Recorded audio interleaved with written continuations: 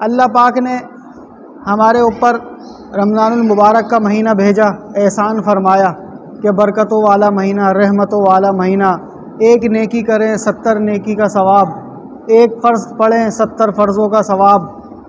تو بے شمار نعمتوں والا مہینہ ہماری زندگی میں آیا اور وہ گزر گیا۔ اس کے بعد اللہ پاک نے ہم پر مزید احسان فرما دیا کہ اب ذی الحجہ کا مہینہ مرحمت فرما دیا۔ ذی الحجہ کا مہینہ یہ بھی برکتوں والا مہینہ ہے، رحمتوں والا مہینہ ہے، حرمت والا مہینہ ہے۔ تو اللہ پاک نے ذی الحجہ کے جو شروع کے 10 دن ہیں، یعنی پہلی تاریخ سے لے کر عید کے دن تک، ان 10 دنوں کی بہت زیادہ فضیلت اللہ پاک نے ارشاد فرمائی ہے۔ یہاں تک کہ قرآن کریم میں اللہ پاک نے اس 10 دنوں کی باقاعدہ قسم کھائی ہے اور ان 10 دنوں کی فضیلت کو بتایا ہے۔ سورہ فجر کے اندر اللہ پاک ارشاد فرماتے ہیں والفجر ولیال عشر، کہ قسم ہے مجھے فجر کے وقت کی اور قسم ہے مجھے 10 راتوں کی۔ یہاں پر 10 راتوں سے مراد ذی الحجہ کے شروع کے 10 دنوں کی راتیں ہیں۔ اب جیسے ہی چاند نظر آ جائے گا، اس چاند کے نظر آنے کے بعد پہلی تاریخ جو ہوگی وہ ذی الحجہ کی پہلی ذی الحجہ کہلائے گی۔ اسی طرح دوسری، تیسری، چوتھی، پانچویں۔ عید جو ہوتی ہے، عید کا دن ہوتا ہے 10 ذی الحجہ۔ 10 ذی الحجہ کا جو دن ہوتا ہے اس کو کہتے ہیں عید کا دن، بقرہ عید۔ تو ابھی پہلی تاریخ سے لے کر 10 تاریخ تک، یعنی 10 ذی الحجہ تک، ان 10 دنوں کی بہت زیادہ فضیلت ہے۔ اللہ پاک نے ان 10 دنوں کی فضیلت قرآن کریم میں بھی بتا دی کہ یہ دن بہت زیادہ قیمتی دن ہے۔ یہاں تک کہ آپ علیہ الصلوۃ والسلام نے ارشاد فرمایا کہ اللہ تعالیٰ کو سب سے زیادہ دنوں کے اندر سب سے زیادہ عبادت ان 10 دنوں میں پسند ہے۔ یہاں تک کہ دن میں عبادت کرنا، دن میں روزہ رکھنا، عبادت کرنا، ایک دن کا روزہ 1 سال کے روزوں کے برابر ہے۔ 10 ذی الحجہ تک اگر کسی نے پہلی ذی الحجہ کا روزہ رکھ لیا، گویا کہ اس نے 1 سال تک کے روزے رکھ لیے۔ اسی طرح اس نے دوسری ذی الحجہ کا روزہ رکھ لیا، گویا کہ اس نے 2 سال کے روزے رکھ لیے۔ اسی طرح تیسری ذی الحجہ کا روزہ رکھ لیا، گویا کہ 3 سال کے روزے رکھ لیے۔ چوتھی ذی الحجہ کا رکھ لیا، 4 سال کے روزے رکھ لیے۔ پانچویں ذی الحجہ کا رکھ لیا، 5 سال کے روزے رکھ لیے۔ چھٹی ذی الحجہ کا رکھ لیا، 6 سال کے روزے رکھ لیے۔ ساتویں کا رکھ لیا، 7 سال کے روزے رکھ لیے۔ آٹھویں کا رکھ لیا، 8 سال کے رکھ لیے۔ نویں کا رکھ لیا، 9 سال کے رکھ لیے۔ اب آ گئی 10 ذی الحجہ۔ 10 ذی الحجہ عید کا دن ہے اور عید کے دن روزہ نہیں ہوتا، تو یہ 9 دن کے روزے رکھنا گویا کہ 9 سال کی عبادت کے برابر ہے۔ اب کسی کو پتہ ہی نہیں کہ اگلے 9 سال میں زندہ رہوں نہ رہوں، تو کیوں نہ یہ 9 دن کے روزے رکھ کر اپنے اعمال نامے میں 9 سال کی عبادت کی نیکیاں لکھوا لی جائیں۔ اسی طرح آپ علیہ الصلوۃ والسلام نے ارشاد فرمایا کہ یہ جو 10 دن تک کی راتیں ہیں، یعنی اللہ پاک نے ان 10 راتوں کی بھی تو قسم کھائی ہے، تو ان 10 راتوں کی قسم اس لیے کھائی ہے کہ ایک رات میں اگر کسی نے جاگ کر اللہ کی عبادت کر لی، گویا کہ اس نے شب قدر کے برابر عبادت کر لی۔ اسی طرح اگر کسی نے دوسری ذی الحجہ میں رات کو عبادت کر لی، گویا کہ اس نے 2 شب قدر کی عبادت کر لی۔ 3 کر لی، 3 شب قدر، 4 کر لی، 4 شب قدر، 5 کر لی، 5 شب قدر۔ اسی طرح 9 دن تک کسی نے رات کو بھی عبادت کری تو گویا کہ اس نے 9 شب قدر اپنے اعمال نامے میں لکھوا لی۔ کتنا آسان اللہ پاک نے کر دیا، کتنا آسان کر دیا، بس ہم لینے والے بن جائیں، ہم عبادت کرنے والے بن جائیں۔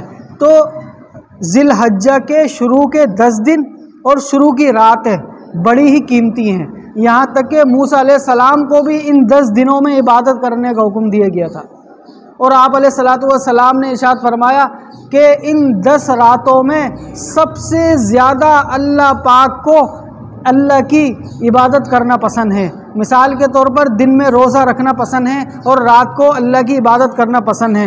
سب سے زیادہ افضل ان دنوں میں اللہ پاک کو صرف اللہ تعالیٰ کا ذکر و اذکار کرنا پسند ہے۔ صحابہ کرام نے پوچھا کہ یا رسول اللہ ان 10 دنوں کے اندر کیا جہاد سے بھی زیادہ افضل یہی ہے کہ دن کو روزہ رکھا جائے اور رات کو عبادت کی جائے؟ تو آپ علیہ الصلوۃ والسلام نے فرمایا جی جہاد سے بھی زیادہ افضل ان 10 دنوں میں اللہ پاک کو یہ عبادت پسند ہے۔ یہاں تک کہ وہ مجاہد جو اپنے گھر سے نکلا ہو ساز و سامان کے ساتھ، اپنے مال و دولت کے ساتھ اور جہاد میں چلا گیا، اس کے بعد لڑتا رہا یہاں تک کہ شہید ہو گیا، اس کی جان بھی چلی گئی اور اس کا مال بھی چلا گیا، یہ تو افضل ہے۔ لیکن اگر کوئی ایسا نہیں کر سکتا تو اس کا یہاں پر رہنا یعنی دن میں روزہ رکھنا اور رات میں اللہ کی عبادت کرنا یہ اللہ کو زیادہ پسند ہے بنسبت جہاد کرنے سے۔ اسی طرح ایک مرتبہ آپ علیہ الصلوۃ والسلام نے ارشاد فرمایا کیا کوئی احد کے پہاڑ کے برابر بھی عبادت کر سکتا ہے؟ کیا تم میں سے کوئی شخص ایسا ہے کہ جو احد کے پہاڑ کے برابر اپنے اعمال نامے میں نیکیاں لکھوا لے؟ تو صحابہ کرام نے عرض کیا کہ اللہ کے رسول احد کے پہاڑ کے برابر کیسے نیکیاں لکھوا سکتے ہیں؟ یعنی احد کے پہاڑ کے برابر ہم نیکیاں کس طرح کر سکتے ہیں؟ تو آپ علیہ الصلوۃ والسلام نے ارشاد فرمایا کہ 10 دن تک یعنی ذی الحجہ کے 10 دن تک اگر کوئی شخص 100 مرتبہ سبحان اللہ کہے، اگر کوئی 100 مرتبہ ایک دن میں سبحان اللہ کہے تو گویا اس نے 100 مرتبہ سبحان اللہ کہہ کر 100 غلام آزاد کرا دیے۔ 100 مرتبہ کیا کہا؟ سبحان اللہ سبحان اللہ سبحان اللہ، 100 غلام آزاد کرانے کے برابر ہے۔ لیکن کون سے دنوں میں؟ ان 10 دنوں میں، عام دنوں میں نہیں، عام دنوں میں نہیں، ان 10 دنوں میں جو شخص روزانہ پابندی کے ساتھ صرف 100 مرتبہ سبحان اللہ کہے تو گویا کہ اس نے اللہ تعالیٰ کی رضا کے لیے 100 غلام آزاد کرا دیے۔ اسی طرح جو شخص الحمدللہ کہے 100 مرتبہ ذی الحجہ کے 10 دنوں کے اندر الحمدللہ کہے تو گویا کہ اس نے اللہ تعالیٰ کے راستے میں 100 گھوڑے جہاد کے لیے بھیج دیے، 100 گھوڑے جہاد کے لیے بھیج دیے۔ کیا کہا اس نے؟ الحمدللہ الحمدللہ الحمدللہ۔ 100 مرتبہ سبحان اللہ کہا تو کیا ہوا؟ 100 غلام آزاد کرا دیے۔ 100 مرتبہ الحمدللہ کہا تو 100 گھوڑے اللہ کے راستے میں بھیج دیے۔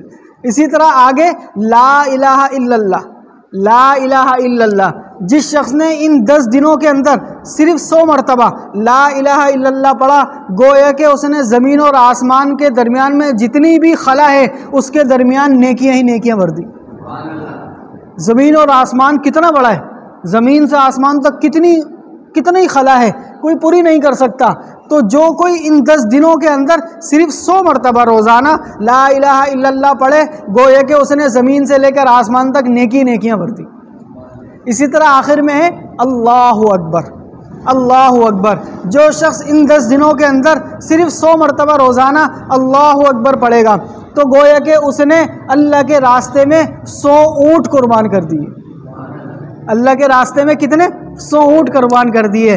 یہ کیا ہے؟ یہ ہے تیسرا کلمہ۔ کیا ہے یہ؟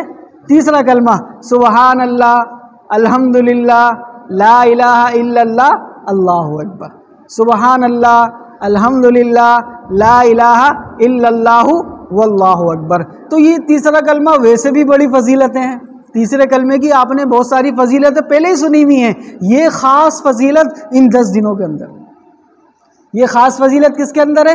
یہ ان 10 دنوں کے اندر ہے۔ تو ان 10 دنوں کے اندر چلتے پھرتے جیسے ہی وقت ملے کیا پڑھیں؟ تیسرا کلمہ پڑھیں، چلتے پھرتے تیسرا کلمہ پڑھیں۔ کوشش کریں کہ رات کو تہجد کی نماز پڑھیں، رات کو تہجد کی نماز پڑھیں۔ سب سے آسان طریقہ یہ ہے کہ ان 10 دنوں کے اندر کم از کم عشاء کی نماز جماعت سے پڑھیں اور فجر کی نماز جماعت سے پڑھیں۔ آپ علیہ الصلوۃ والسلام نے ارشاد فرمایا کہ جس شخص نے رات عشاء کی نماز جماعت سے پڑھی اور فجر کی نماز جماعت سے پڑھی، اللہ پاک ان دونوں جماعتوں کی برکت سے پوری رات عبادت شمار کرتے ہیں۔ عشاء کی نماز جماعت سے پڑھ لی، فجر کی نماز جماعت سے پڑھ لی، اللہ پاک ان دونوں جماعتوں کی برکت سے پوری رات عبادت شمار کرتے ہیں۔ تو آسان ہے مشکل ہے؟ یہ تو آسان ہے۔ کوشش کر لیں کہ جیسے ہی یہ 10 ذی الحجہ تک ہم نماز جماعت کے ساتھ پڑھیں گے، یعنی عشاء کی نماز اور فجر کی نماز۔ تو ان 10 دنوں کی بہت زیادہ فضیلتیں ہیں، بہت زیادہ اللہ پاک کی برکتیں ہیں، اور سب سے اس کے اندر اللہ پاک کا جو حج ہے وہ انہی 10 دنوں کے اندر چلتا ہے۔ جیسے ہی یوم عرفہ لگتا ہے، یوم عرفہ بولتے ہیں 9 ذی الحجہ کو۔ کس کو بولتے ہیں؟ 9 ذی الحجہ کو۔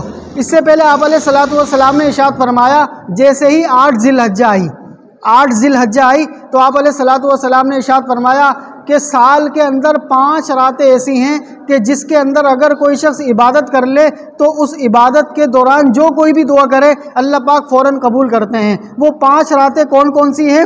سب سے پہلی رات 8 ذی الحجہ۔ کون سی تاریخ ہے؟ 8 ذی الحجہ۔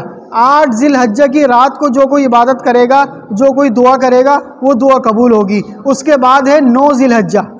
9 ذی الحجہ جس کو یوم عرفہ بھی بولتے ہیں، یوم عرفہ۔ اس رات کو جو کوئی عبادت کرے گا، اللہ سے دعا کرے گا، وہ اس کی دعا قبول ہوگی۔ اس کے بعد ہے 10 ذی الحجہ یعنی بقرہ عید کی رات، جس کو ہم چاند رات بھی بولتے ہیں۔ بقرہ عید کی رات جس کو ہم کیا بولتے ہیں؟ آج چاند رات ہے، تو وہ چاند رات بقرہ عید کی، یعنی یہ لگاتار 8 ذی الحجہ، 9 ذی الحجہ، 10 ذی الحجہ، ان 3 راتوں میں اللہ پاک خوب دعائیں قبول کرتے ہیں۔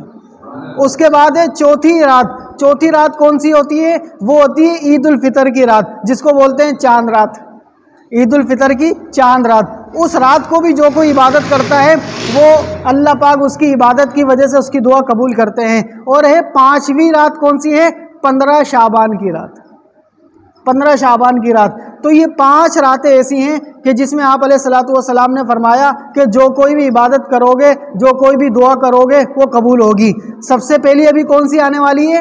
8 ذی الحجہ، اس کے بعد 9 ذی الحجہ، اس کے بعد بقرہ عید کی رات یعنی چاند رات۔ تو یہ 3 راتیں تو لگاتار آ رہی ہیں، پتہ نہیں اگلے سال ہمیں یہ 3 راتیں ملے نہ ملے، ہے نا؟ کتنے ہی ہمارے یہیں کے نمازی ایسے تھے کہ جو پچھلے سال ان دنوں میں زندہ تھے۔ ہمارے امیر صاحب پچھلے سال ان دنوں میں زندہ تھے، وہ بھی پچھلے سال یہاں بیٹھے ہوئے بیان سن رہے تھے۔ کیا سن رہے تھے؟ کہ 8 ذی الحجہ کی فضیلت، 9 ذی الحجہ کی فضیلت، 10 ذی الحجہ کی فضیلت۔ پتہ نہیں اگلے سال ہم میں سے کون ہو نہ ہو، آج وہ نہیں ہے۔ آپ تو جانتے ہیں نا امیر صاحب جو یہاں آتے تھے، آج وہ نہیں ہے۔ اب ہمیں بھی پتہ نہیں ہے کہ اگلے سال ہم میں سے کون زندہ ہو کون نہیں ہو۔ تو یہ 3 راتیں ابھی ایسی آ رہی ہیں، ان میں ہم اللہ کی خوب عبادت کرنے والے بن جائیں۔ درس قرآن، درس حدیث، اصلاحی بیانات، فقہی مسائل اور وظائف کے لیے مفتی ابو بکر انصاری کے چینل کو سبسکرائب کریں۔